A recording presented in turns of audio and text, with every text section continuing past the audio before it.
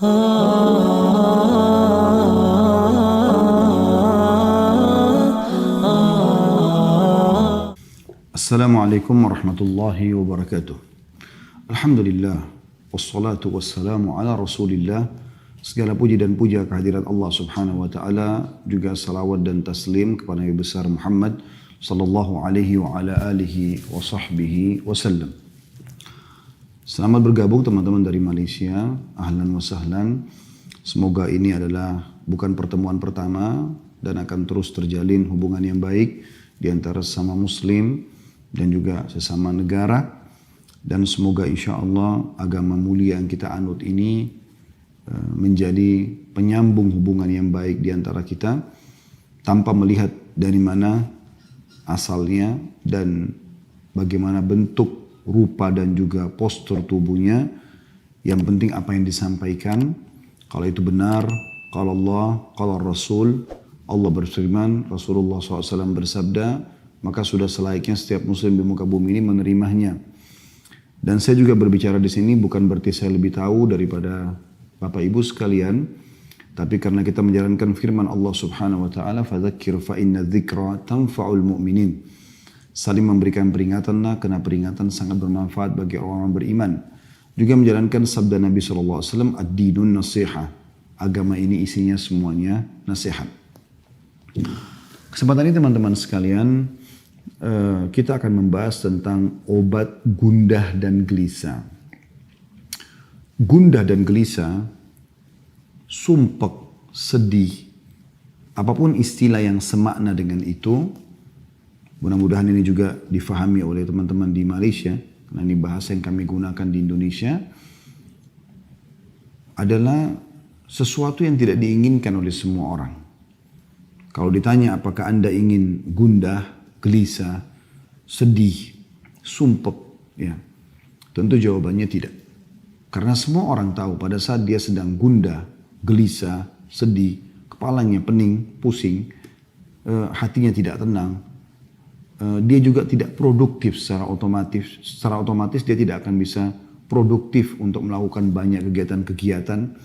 Karena memang seluruh energi dia tersirap dengan permasalahan yang sedang menjadi beban buat dia. Oleh karena itu teman-teman sekalian, setiap muslim harusnya memang menghindari masalah ini. Ya. Dan kalau Anda tanya kepada saya bagaimana cara menghindarinya, maka saya akan sebutkan dulu sebabnya. Sebab dalam Islam datangnya gundah, ya, sedih, gelisah itu justru dari dua hal. Dangkalnya pemahaman agama terhadap agama dan juga dosa yang dilakukan. Kalau Anda faham agama Anda, maka Anda akan kembali kepada hadis Nabi SAW riwayat Bukhari Muslim, bahwasanya sungguh mengagumkan perkara seorang mukmin, kata Nabi SAW, dan itu tidak dimiliki kecuali oleh orang mukmin saja.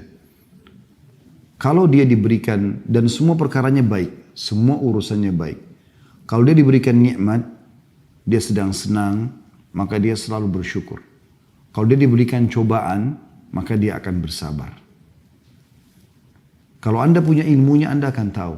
Ternyata pada saat selama ini saya senang, maka kuncinya supaya bertahan dan bertambah syukur. Pada saat cobaan sedang datang, maka saya bersabar, yaitu menerima keputusan Allah, kemudian ikhtiar mencari jalan keluar, maka kita akan mudah untuk melaluinya. Tentu dengan punya ilmu. Kalau orang belum faham ilmu ini, tentu mereka akan melaluinya dengan, kalau nikmat ada mereka tidak bersyukur, cobaan datang mereka tidak bersabar. Sehingga selalu dalam dua keadaan mereka berkeluh kesah. Dan ini akan memunculkan, menjadi penyebab munculnya kegelisahan. Karena selalu merasa tamak dan tidak cukup dengan nikmat yang ada, dan selalu tidak bisa melalui dengan kesabaran cobaan yang sedang ada. Padahal syukur dalam sebuah nikmat dan sabar dengan cobaan yang sedang datang, dua sayap, ya. Seperti kalau pesawat punya dua sayap yang bisa mengimbangi perjalanan kita selama kehidupan di muka bumi ini. Bahkan Ali bin Abi Thalib radhiyallahu anhu menggambarkan sabar itu dalam masalah itu ibarat seperti, ya, kepala.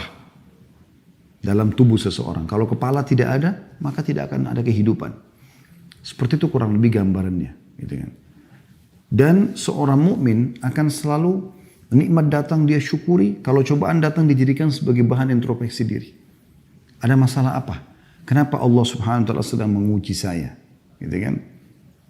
Karena memang ada hadis Nabi SAW yang sahih berbunyi, sesungguhnya seseorang bisa tertahan dari rezekinya, kenikmatan yang dia dapatkan justru karena dosa yang dia lakukan. Itu ilmu. Kalau dia tahu teorinya, dia akan lebih mudah untuk melaluinya. Oleh karena itu teman-teman saya ajak, jangan pernah berhenti untuk selalu komunikasi dengan para ulama-ulama kaum muslimin. Dengan da'i-da'i. Nah, di Indonesia Masya Allah melimpah sekali da'i-da'i dan ulama. Di Malaysia pun begitu.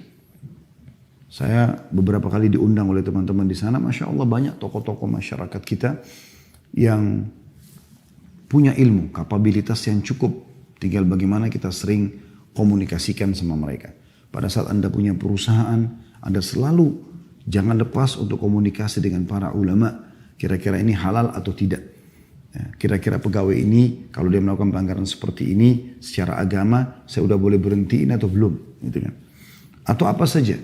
Ya, sumber, modal, sistem yang sedang dipakai, produk yang dijual, apakah semua sudah sesuai dengan agama. Jadi selalu ada agama yang menjadi pengontrolnya. Begitu juga dengan Anda dalam rumah tangga. Ada figur ulama yang Anda jadikan sebagai penengah dalam masalah-masalah dalam rumah tangga. Apakah antara suami istri, apakah antara orang tua sama anak, apakah anak sama orang tua, atau mungkin sama kerabat secara umum. Ini satu sisi. Penyebab gundah gelisah ini adalah karena kurangnya ilmu. Sehingga selalu kalau nikmat ada tidak bersyukur, kalau ada cobaan tidak bersabar. Seperti itulah. Ya. Padahal kalau dia punya ilmunya, dia akan bisa melalui semua itu.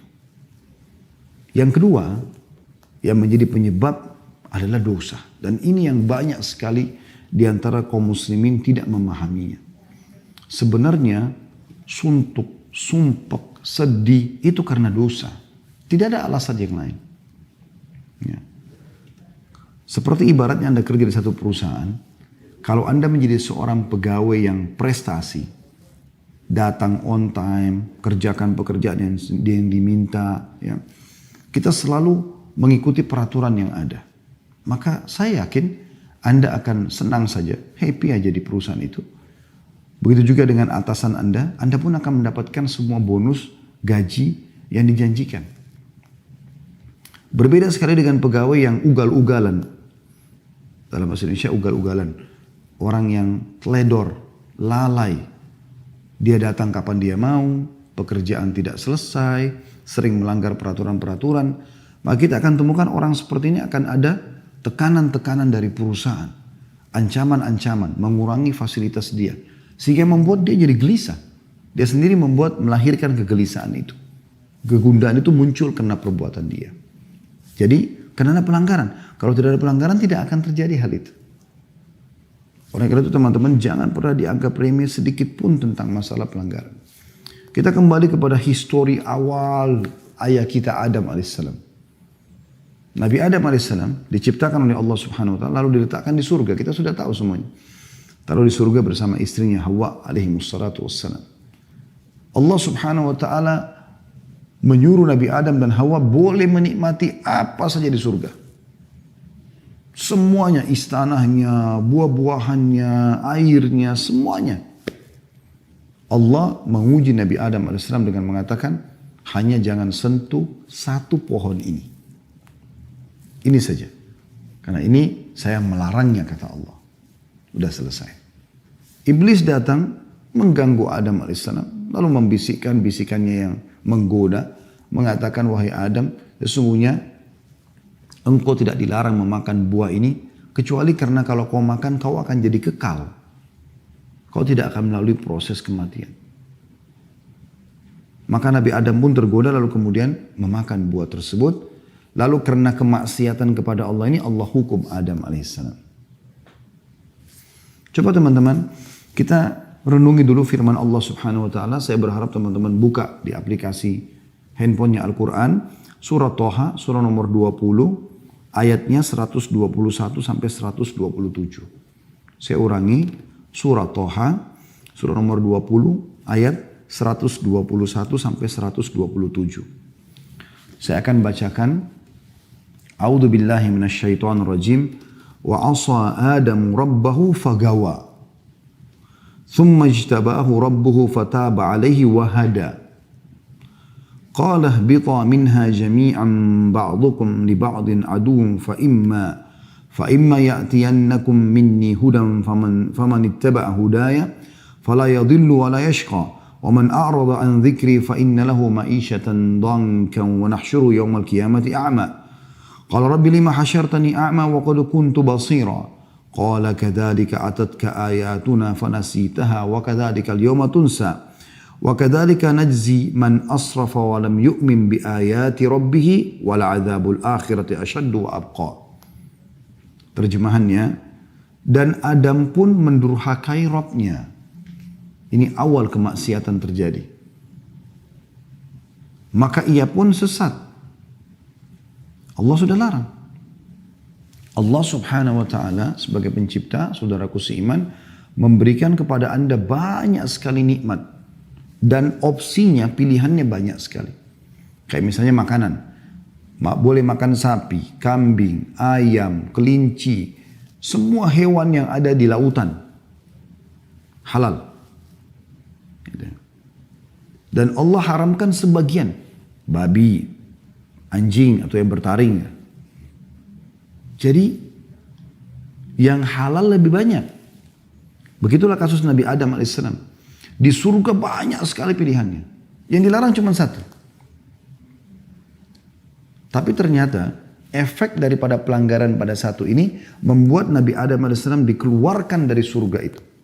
Dikeluarkan dari fasilitas yang ada. Perhatikan selanjutnya. Kemudian Rabbnya Adam AS memilihnya. Maka dia menerima taubatnya dan memberi Adam petunjuk. Artinya pada saat itu Nabi Adam AS menyesal. Kemudian beliau bertaubat dan Allah terima taubatnya. Lalu Allah berfirman, turunlah kamu berdua dari surga bersama-sama. Sebagian kamu menjadi musuh sebagian yang lain. Adam dan iblis yang menggodanya. Maka jika datang kepadamu petunjuk dariku, di muka bumi ini akan datang nanti petunjuk-petunjuk wahyu turun dari langit. Barang siapa yang mengikuti petunjukku, kata Allah, ia tidak akan sesat dan tidak akan celaka. Makna tidak sesat dan tidak celaka, tidak sedih, tidak sumpek, ya, tidak gundah. Dia akan bahagia.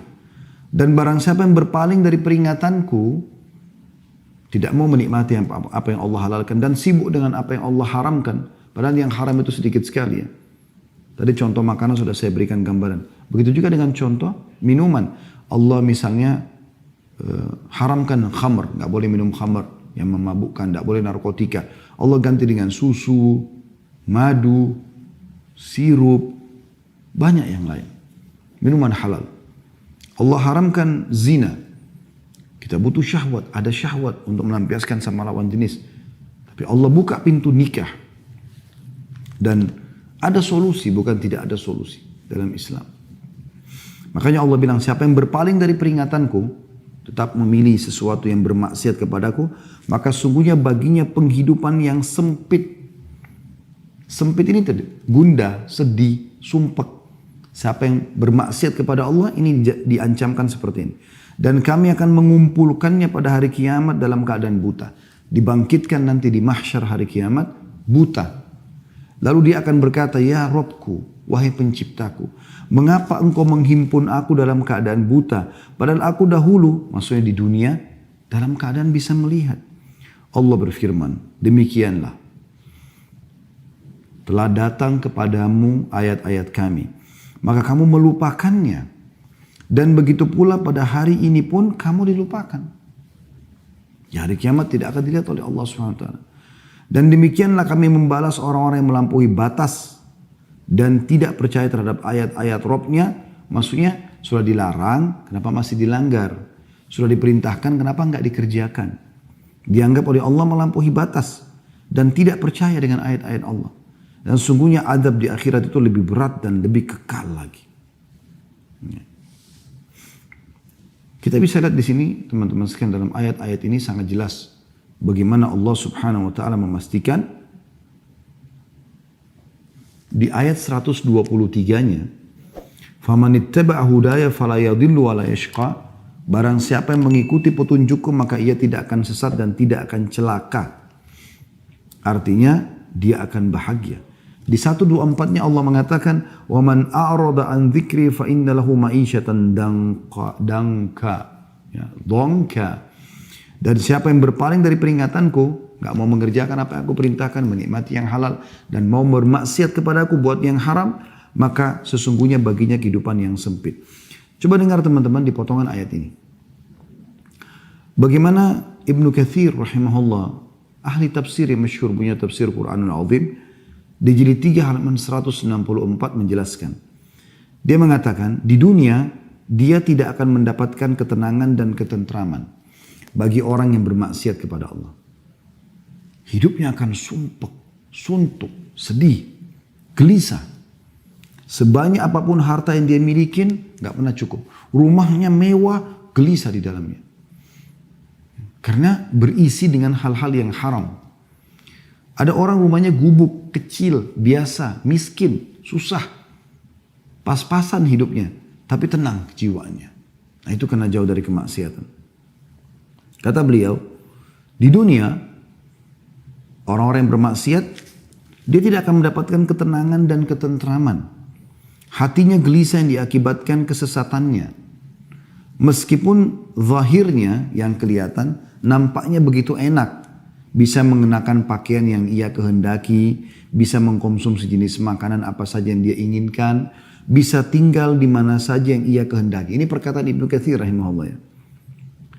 Selama ia belum sampai pada keyakinan dan petunjuk, maka hatinya akan senantiasa gelisah, bingung, ragu, dan masih terus saja ragu. Inilah bagian dari kehidupan yang sempit. Subhanallah, orang yang melakukan perzinahan misalnya. Walaupun dia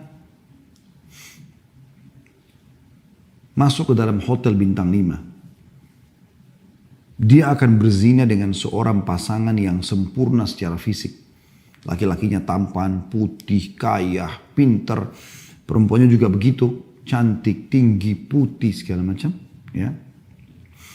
Nah, tetap saja pada saat mereka mau melakukan, mereka punya rasa ketakutan. Dan pada saat mereka sudah melakukannya pun, tidak ada ketentraman jiwa. Ada sesuatu yang sumpek. Ketakutan, ada beban pikiran. Tidur mimpinya buruk. Dan akan sangat beda sekali dengan orang yang melakukan dengan pasangan halalnya, suami istri. Mereka akan tenang secara kejiwaan. Orang juga semua tahu mereka dalam kamar melakukan biologis. Ke hotel pun mereka tidak pernah ragu karena jelas statusnya, jelas pasangan halal suami istri. Maka biologis pun setelah biologis itu tenang. Terlihat wajahnya berseri-seri. Berbeda. Halal sama haram beda. Kata beliau, alangkah seringnya kita melihat dan mendengar berita tentang orang-orang yang memiliki harta yang sangat banyak. Mati bunuh diri dengan terjun dari tempat-tempat yang tinggi atau gedung-gedung. Apa yang menyebabkan mereka melakukan itu? Pasti penyebabnya adalah sempitnya kehidupan yang menderahnya akibat berpaling dari zikrullah. Kalau orang-orang yang berpaling dari zikrullah mengingat Allah tidak bertaubat, maka akibatnya mereka akan dikumpulkan pada hari kiamat di padang mahsyar dalam keadaan buta. Sebagaimana Allah sudah menyebutkan itu dalam surah Al-Isra, surah nomor 17 ayat 72. A'udzu billahi minasyaitonir rajim wa man kana fi hadhil a'ma fa huwa fil akhirati a'ma wa adallu sabila. Siapa yang dalam kehidupan dunia ini buta hatinya dari maksiat kepada maksiat dan orang-orang yang tidak punya ilmu agama, mereka kalau buat dosa, mereka tidak taubat. Mereka sudah berzina, mereka sudah mencuri, mereka sudah membunuh. Lalu mereka tidak tahu harus kemana arahnya. Besoknya diulangi lagi, berzina lagi, ke diskotik lagi, mabuk-mabukan lagi. Tambah sumpek di atas sumpek. Dan akhirnya membuat dia menutup hidupnya dengan bunuh diri. Berapa banyak orang, aktor-aktor yang sudah terkenal, sudah sampai pada tingkat ya terkenal sekali, famous sampai luar biasa, seluruh dunia mungkin mengenalnya. Tapi ditutup hidupnya dengan narkotika, ditutup hidupnya dengan bunuh diri, ya, ribut rumah tangganya, dan segala macam hal. Tidak sedikit ada orang yang datang konsultasi sama kami begitu keadaannya. Secara zahir kelihatannya bahagia, karena selalu di medsos itu tampil mesra sama pasangannya, expose ini, expose, tapi di dalam tidak seperti itu. Mereka ada yang banyak datang kepada kami berbicara dan ternyata tidak seperti itu keadaannya. Tidak seperti apa yang diperlihatkan di depan umum. Dan itu yang terjadi. Oleh karena itu teman-teman sekalian, kita harus benar-benar memikirkan masalah ini. Kalau ternyata penyebab dan akibat daripada maksiat ini besar sekali. Ya, besar sekali akibatnya. Baik, kita coba teman-teman sekalian lebih dalam lagi untuk mempelajari kira-kira efek-efek apa yang didatangkan dari kemaksiatan itu. Seperti apa sih kira-kira? Yang pertama sekali yang bisa datang, ya, yaitu dia akan mendatangkan kemurkaan Allah Subhanahu wa Ta'ala. Dan murka Allah ini berbahaya sekali. Karena kalau sudah Allah pencipta langit dan bumi ini murka, pemilik jasad Anda murka dengan Anda, ini bahaya sekali. Segala macam ancaman bisa datang kepada Anda. Tadi biar kita pakai baju bagus, biar rumah kita bagus, di apartemen mewah, punya mobil mewah, pekerjaan banyak, titel dan jabatan menumpuk. Tetap sumpah. Tetap sedih. Karena sebenarnya dia sedang melakukan sesuatu yang merusak hubungan dia dengan Sang Pencipta langit dan bumi. Karena kita kalau sedang punya nikmat teman-teman sekalian, lagi makan enak, lagi berpakaian, lagi segala macam enak, yang ciptakan kita Allah, yang ciptakan nikmat itu Allah, yang bisa mempertahankannya hanya Allah. Kalau kita sedang sedih dan punya masalah, maka yang ciptakan kita Allah, yang ciptakan masalah itu Allah, yang bisa menghilangkannya juga hanya Allah. Itu yang sering Anda dengar mungkin, Qul inna salati wa nusuki wa mahyaya wa mamati lillahi rabbil alamin. Katakan hai Muhammad dan ajarkan kepada umatmu. Salatku, ya, Qul inna salati wa nusuki, sembelihanku, ya, ibadahku, wa mahyaya, kehidupanku, wa mamati, dan hidup matiku lillahi rabbil alamin, itu Tuhan alam semesta. Itu konsep dasarnya seorang muslim. Anda kalau punya masalah teman-teman sama siapapun, yang paling pertama Anda jadikan bahan muhasabah adalah bagaimana Anda bermuhasabah, introspeksi diri, hubungan Anda dengan Allah Subhanahu wa Ta'ala. Enggak usah repot teman-teman, sibuk mengkanter, ini orang fitnah saya, ini orang gibah saya, enggak ada gunanya. Usaha saya bangkrut karena sebab ini, sebab itu hanya sebab-sebab agar ada cerita di tengah manusia. Sebenarnya inti permasalahan yang Anda belum paham. Anda sedang membuka pintu kemurkaan Allah yang di langit. Sehingga Allah mendatangkan sebab permasalahan itu muncul semuanya. Perhatikan hadisnya riwayat Imam Ahmad.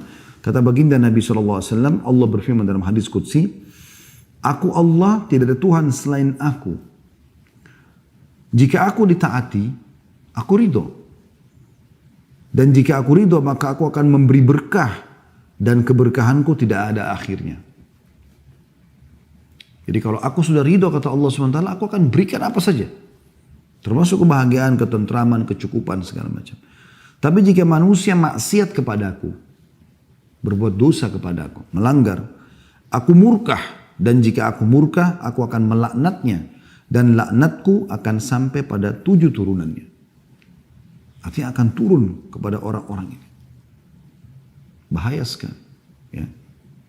Dan ini poin yang harus digarisbawahi teman-teman.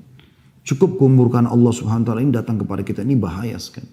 Maksiat kepada Allah juga ini bisa menghalangi Anda dari ilmu. Ide-ide yang bagus, yang brilian gitu. Dinukil dalam sebuah kisah Imam Syafi'i rahimahullah berkata, beliau sering kalau dikasih hafalan oleh gurunya Imam Waqi, hafal lupa, hafal lupa. Maka dia bilang dalam syairnya yang masyhur, syaqautu ila waqi'i su'a hifdhi. Aku keluhkan kepada Imam Waqi tentang buruknya hafalanku. Fa akhbarani bi anna fa arsyadani ila tarki ma'asi. Maka dia memerintahkanku untuk meninggalkan dosa-dosa. Wa akhbarani bi anna ilma nurun, dan dia menyampaikan kepadaku bahwasanya ilmu itu adalah cahaya. Ya. Wa nurullahi la yu'ta li 'asi, dan cahaya Allah tidak akan diberikan kepada orang yang bermaksiat. Oleh karena itu teman-teman sekalian, maksiat Anda lakukan ini akan menghalangi Anda dari ilmu agama, memahami ilmu agama, dan ini adalah panduan hidup Anda. Ilmu agama ini seperti bodyguard. Karena Anda mau makan, mau minum, mau bergaul, mau bekerja, ilmu agama akan datang seperti bodyguard. Ini boleh, ini nggak boleh. Ini nggak bisa Anda fahamin karena buat maksiat. Hilang panduan hidup itu. Begitu juga Anda tidak punya ide-ide lagi untuk bisa ya, mengembangkan usaha apa. Susah. Karena kemaksiatan yang sedang terjadi. Sebaliknya orang-orang yang taat, orang yang beriman itu akan lebih mudah bagi dia. Yang ketiga, akan terhalangi dari rezeki yang Allah berikan. Disebutkan dalam sebuah hadis riwayat Ahmad, kata baginda Nabi SAW, sesungguhnya seseorang akan diharamkan dari rezekinya sebab perbuatan dosa yang ia lakukan. Jadi ada rezeki-rezeki yang harusnya sampai kepada Anda, tapi kan Anda bermaksiat maka tidak dapat. Ya. Ini satu kerugian yang luar biasa. Kemudian yang keempat teman-teman sekalian, tadi itu yang ketiga ya. Pelaku-pelaku maksiat ini akan dijauhi oleh manusia. Misalnya orang khianat, pendusta, ya, orang yang suka fitnah, adu domba. Ini semua teman-teman akan dijauhi oleh manusia. Nggak ada orang yang suka sama dia. Dan ini masalah lain dalam hidupnya dia. Dan ini juga akan membuat orang sumpek, sedih. Karena memang tidak ada orang yang mau berteman sama dia. Yang kelima, nampak di ronah wajahnya itu tanda-tanda perbuatannya. Dikatakan oleh Ibnu Abbas radhiyallahu anhu, sesungguhnya perbuatan maksiat itu meninggalkan bekas hitam di wajah, noda hitam dalam hati, ya, lemah pada fisik, sempit dalam rezeki, dan kebencian dalam hati manusia. Ini kata sahabat Nabi Ibnu Abbas radhiyallahu anhu. Jadi ini semua rangkumannya sumpek, sedih ya. Saya ulangi kata beliau, sesungguhnya perbuatan maksiat meninggalkan bekas hitam di wajah. Entah seperti apa. Tapi orang kalau lihat kayak nggak ada cahaya wajah itu. Ada mungkin orang miskin, hidupnya susah, tapi karena selalu taat kepada Allah, wajahnya bercahaya. Kalau Allah bisa memberikan kepada kita digabungkan, alhamdulillah, kita sudah kaya, mampu, pintar, maka Allah berikan gabungan antara pencahayaan di wajah dan juga rezeki yang melimpah. Noda hitam dalam hati. Hatinya kelam, sumpek. Karena kalau hati terang, dia akan senang, bahagia. Kemudian lemah pada fisik. Mudah sakit, kena penyakit-penyakit kronis. Kita temukan Masya Allah orang-orang yang saleh dan salihah jauh dari semua ini. Bahkan kita temukan hidupnya husnul khatimah. Meninggal masih dalam keadaan sehat, umur 70 tahun, 80 tahun. Dalam keadaan sujud, baca Quran, lagi sholat Jumat, meninggal dunia. Beda dengan ahli maksiat ini, meninggal dalam keadaan tabrakan, narkotika, ya, di penjara dan segala macam hal. Kemudian sempit dalam rezeki. Dan yang terakhir kebencian manusia. Orang tidak suka dengan orang-orang yang berbuat maksiat ini. Secara fitrah. Orang yang suka, walaupun tampan, walaupun cantik, tapi lisannya tajam, suka nyakitin orang, orang gak suka berteman sama dia. Dan ini hal yang luar biasa teman-teman sekalian, yang harus diperhatikan baik-baik. Efeknya luar biasa. Kemudian yang keenam, lidahnya itu bisa menjadi clue pada saat meninggal, ajal datang. Umumnya ahli maksiat ini susah untuk syahadat, ya, susah untuk beribadah kepada Allah Subhanahu wa taala. Dia akan tutup hidupnya dengan perbuatan buruk. Disebutkan dalam sebuah hadis yang sahih bahwasanya Nabi SAW bersabda, ya, Allah akan menutup hidup seseorang hamba sesuai dengan hal yang ia biasa lakukan. Jadi kalau teman-teman mau lihat orang ini husnul khatimah atau su'ul khatimah, apakah hidupnya baik atau buruk, ya, itu teman-teman sekalian lihat beberapa hari sebelum dia meninggal. Dia kalau terbiasa mengerjakan satu perbuatan dalam hidupnya walaupun manusia tidak tahu, Allah akan buat dia melakukan itu. Misal contoh, selama ini orang tidak pernah tahu dia itu berzina misalnya. Maka pada saat mau meninggal, dia akan melakukan perbuatan itu sehingga nanti Allah tutup hidupnya dengan itu. Wa na'udzubillah. Atau khamr, atau mencuri, atau riba, atau apa saja. Dan sebaliknya orang-orang yang terbiasa dengan perbuatan amal soleh, Allah akan tutup hidupnya beberapa hari sebelum dia meninggal dengan maksimal mengerjakan ibadah itu. Misalnya dia biasa baca Quran, biasa sholat malam, biasa sholat duha, biasa sholat di masjid. Nanti Allah tutup hidupnya dengan itu. Dan ini bahaya sekali. Berarti orang yang terbiasa bermaksiat teman-teman, Allah akan tutup dia dengan itu. Allah permalukan di dunia dia dengan dia melakukan kemaksiatan tersebut, lalu kemudian dia akan meninggal dalam keadaan berbuat maksiat itu. Dan ini efek yang luar biasa. Yang lebih luar biasa lagi teman-teman, yang terakhir adalah yang ke-8 ya, kurang lebih. Itu bisa terwariskan perbuatan-perbuatan buruk ini. Sebagaimana amal soleh juga bisa terwariskan. Sekarang kalau terwariskan itu begini maksudnya. Teman-teman kalau biasa melakukan satu kemaksiatan, Anda kan akan kerjakan itu, akan dilihat oleh anak-anak. Anak-anak mungkin akan menjadikan sebagai contoh dan tolok ukur. Oh ternyata ayah saya itu begini, ibu saya itu begini. Kita temukan dalam rumah tangga teman-teman sekalian kalau seandainya ada orang yang terbiasa teriak-teriak misalnya, bertengkar, berkelahi sama pasangannya, maka kita temukan anaknya itu memang suka teriak-teriak. Kalau di rumah itu santun, sopan, baik, maka juga begitu kondisi anak-anaknya.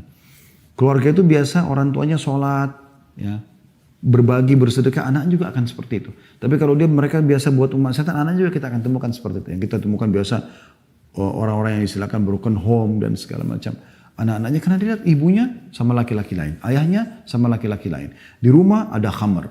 Di rumah ada narkotika. Dan segala macam hal. Anaknya jadi ikut-ikutan. Dan itu terwariskan. Itu bahaya sekali. Makanya Umar bin Khattab radhiyallahu anhu itu pernah lewat di rumah salah satu penjual susu di kota Madinah. Di malam hari. Kebetulan yang jual susu ini seorang nenek tua, punya cucu. Cucunya perempuan. Kemudian dia mengatakan pada cucunya, susu sekarang ini mulai banyak saingan yang menjual. Dan kita perlu menambah dengan air, campur dengan air. Supaya kita juga bisa dapat keuntungan. Kata cucunya, perempuan juga cucunya mengatakan kepada neneknya, kalau Umar tahu, Umar akan marah dengan kita. Sebenarnya Umar bin Khattab radhiyallahu anhu lagi ada di dekat dinding rumah mereka. Ya. Dia sedang mendengar itu. Tapi mereka berdua ini tidak tahu kalau Umar bin Khattab ada di situ. Maka kata neneknya, Umar nggak ada, Umar nggak dengar. Kata si anak perempuan tersebut dengan penuh keyakinan. Sambil menangis dia mengatakan, kalau Umar tidak tahu bagaimana dengan Tuhannya Umar. Saya takut nenek. Maka dia pun menangis terisak-isak. Apa yang terjadi? Dengan tangisan si anak perempuan, cucu perempuan tadi ini, Umar bin Khattab pulang ke rumahnya, bangunkan anak-anak laki-lakinya, lalu menawarkan siapa yang mau menikah dengan cucunya penjual susu. Pada waktu itu Umar bin Khattab khalifah. Anaknya semuanya ada anak-anak raja. Disuruh nikah dengan cucu penjual susu. Kenapa? Karena Umar bin Khattab tahu bahwasanya si cucu tadi ini tidak mungkin mengingatkan neneknya sambil menangis kecuali karena keimanannya. Umar bin Khattab membeli keimanan itu karena tahu nanti juga akan terwariskan itu. Dan ternyata betul sebagian ulama mengatakan dari anak Umar yang bernama Asim menikah dengan cucu penjual susu tadi, lahirlah Abdul Aziz dan dari Abdul Aziz lahir Umar bin Abdul Aziz yang terkenal dengan kesolehannya. Jadi ini bisa saja terjadi.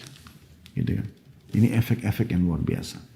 Baik, kita tutup teman-teman sekalian dengan lalu apa yang harus kami lakukan. Yang pertama, jauhi semua kemaksiatan teman-teman. Apapun alasannya semaksimal mungkin. Mulai sekarang jangan lagi berbuat dosa-dosa dan Anda pribadi lebih mengerti dosa apa yang sedang Anda lakukan. Anda lebih tahu. Jadikan bahan muhasabah. Karena memang ada timbangannya. Kalau ini timbangan dosa dan ini timbangan amal saleh. Selama ini masih berimbang, Anda masih buat dosa dan Anda juga masih ibadah. Anda sholat, Anda tutup aurat. Tapi Anda juga, teman-teman sekalian, masih berzina, masih khamr dan seterusnya. Maka tidak akan ada kenikmatan dalam ibadah ini. nggak ada kehusyuan dalam sholat, tidak ada kenikmatan ibadah. Gitu loh. Ini poin yang harus digarisbawahi. Ya. Kapan ini ada kenikmatannya? Kalau dia naik rate-nya dan maksiat ini turun. Dengan cara Anda tutup, kunci. Nanti Anda akan rasakan kalau Anda tutup pintu dosa, Anda lebih tahu dosa masing-masing, Anda coba muhasabah, apa yang Anda lakukan pelanggaran dalam keseharian, coba tutup. Seminggu, sebulan, berhentikan. Caranya baca ancaman Allah di dosa itu. Ketik di Google, ancaman zina, ancaman riba, ancaman ini. Supaya Anda tinggalkan. Nanti ini kalau terkunci, Anda lakukan ibadah yang biasa saja. Sholat 5 waktu, sholat duha, zikir pagi petang, baca beberapa ayat Al-Quran, silaturahim keluarga yang sudah biasa. Ini akan naik nanti, naik. Nanti Anda akan rasakan kehusyuan yang luar biasa. Yang Anda tidak rasakan sebelumnya. Kan begitu. Jadi tinggalkan semua maksiat. Karena maksiat itu untuk dipelajari dan ditinggalkan. Kalau Anda pernah lakukan dulu, bertaubat kepada Allah. Taubat itu adalah tiket VIP untuk menuju kepada surga Allah SWT dan juga mengembalikan semua fasilitas di dunia. Karena dengan taubat, berarti dimaafkan kesalahan kita, rezeki akan datang kepada kita di dunia dan di akhirat kita akan selamat masuk surga insya Allah. Yang kedua teman-teman sekalian, jadikan sebagai bahan introspeksi diri. Selain jauhkan maksiat. Kalaupun sampai sudah terjadi sumpek dan sedih itu, jadikan bahan muhasabah. Kalau Anda punya kesalahan, taubat kepada Allah. Kalau Anda tidak salah dan ternyata ada gunjingan, ada fitnah yang datang, maka itu murni cobaan dari Allah. Anda bersabar. Aisyah radhiyallahu anha ummul mukminin difitnah berzina sama Safwan, padahal beliau tidak kerjakan. Tapi itu hanya akan menambah kemuliaan bagi dia. Karena kadang-kadang untuk pindah ke satu level, Allah datangkan ujian kepada Anda. Kata sebagian ulama, ada sebagian hamba Allah, ini perumpamaan, yang dia akan disampaikan oleh Allah di derajat yang sangat tinggi di surga. Yang dia tidak bisa jangkau kecuali dengan 100 tahun sholat malam, 100 tahun sholat duha, 100 tahun sedekah, 100 tahun bakti sama orang tua. Tapi umur dia hanya 60 tahun. Umur dia hanya 60 tahun. Maka Allah datangkan ujian buat dia. Dia difitnah, bangkrut usaha, kena penyakit 10 tahun untuk mencapai derajat tersebut. Karena dengan amal soleh dia tidak cukup.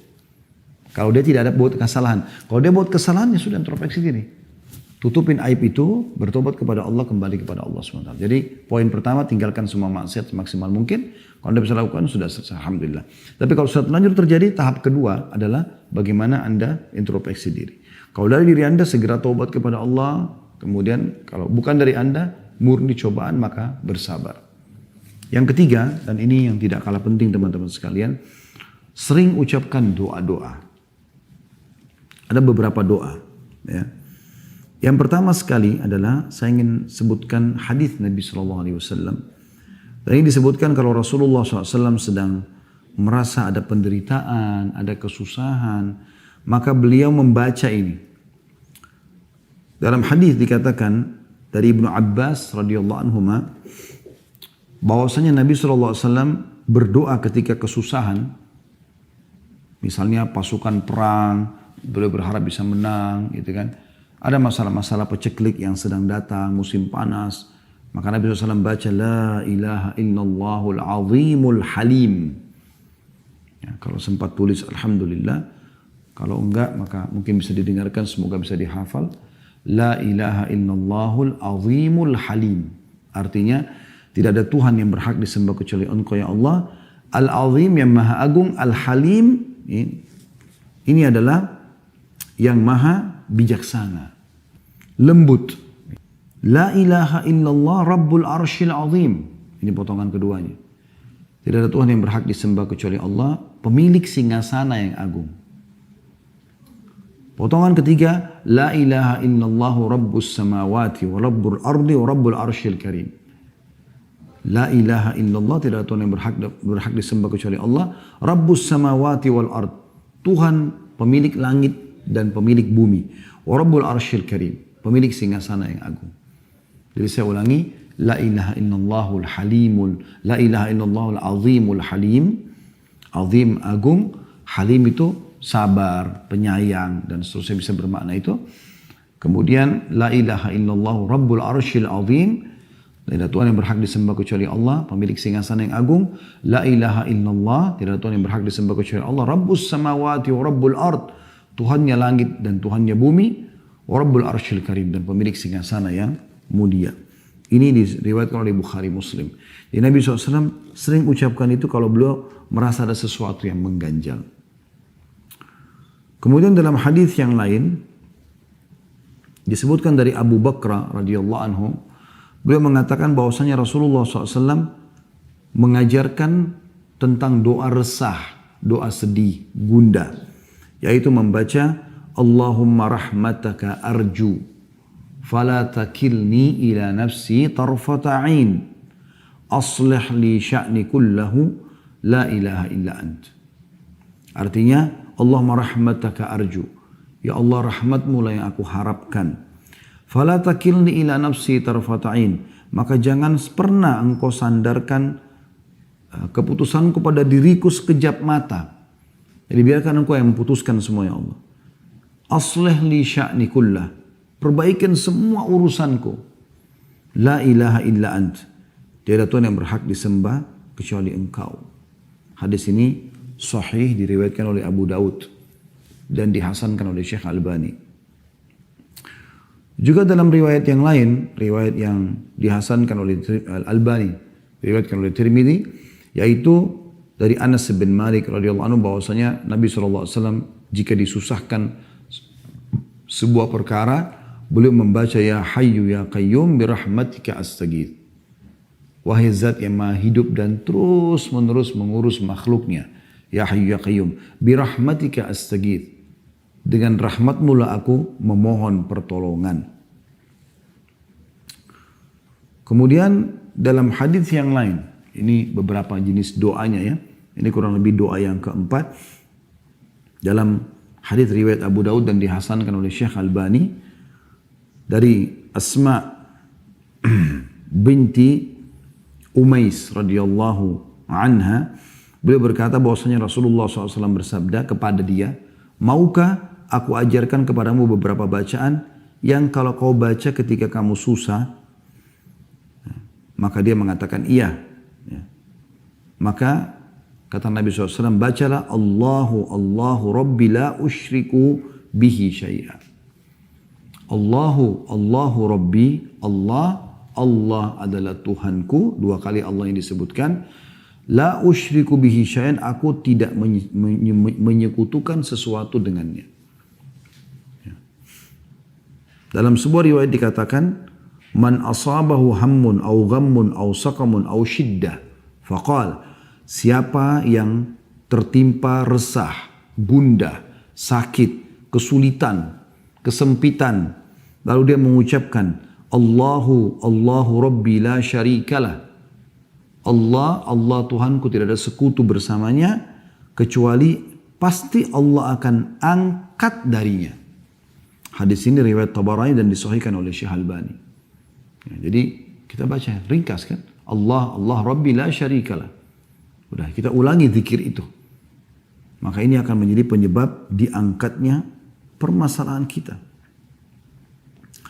Dalam hadis yang lain juga kata Nabi SAW dari Abdullah bin Mas'ud radhiyallahu anhu, tiada sesuatu kegundahan dan kesedihan, sumpek, gelisah yang menimpa seseorang lalu dia membaca Allahumma inni abduka, ya Allah sungguhnya aku adalah hambamu, wabni abdika, dan anak hambamu laki-laki, wabni amatika, dan anak hambamu perempuan, maksudnya ayahku adalah hambamu, ibuku juga adalah hambamu.